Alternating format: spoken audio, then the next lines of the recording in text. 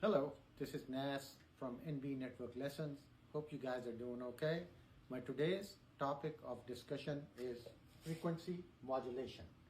How does a radio station, a transmitter station, how does it sends your sound waves, your songs in form of waves, electromagnetic waves to your radio?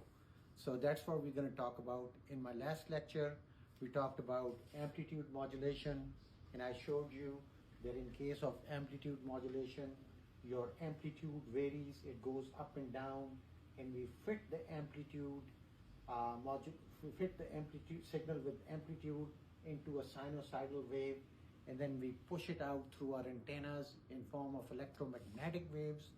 The radios at your home or in your car, their antenna, basically you tune it up to whatever frequency this signal is being sent, and then after that basically your signal your antenna catches the signal, and then the actual voice is demodulated and taken out of this wave right here. Only voice part right here is taken out and sent it to your components, various components in your circuit, and then subsequently they land on your speaker. All right. So in case of frequency modulation, your frequency can vary from 88 megahertz up to 108 megahertz. Whereas in AM, it's 535 kilohertz to 1600 kilohertz. So obviously, as you can see, the FM uses higher band of frequencies, okay? And the way it works is that it basically, you have your sound or your song. What they do is that it's in form of, this is the carrier wave, it's in form of frequencies, right? As you can see, this frequency is pretty stable, right? It's pretty stable. The amplitude, from amplitude, if you can see, the amplitude is same on the top, amplitude is same on the bottom, all right?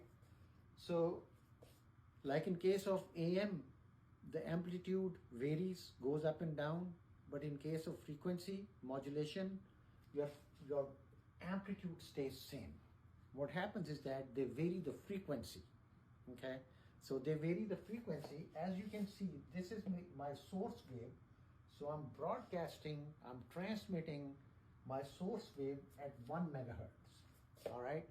Now I need to do modulation and basically fit in this carrier wave into this right here.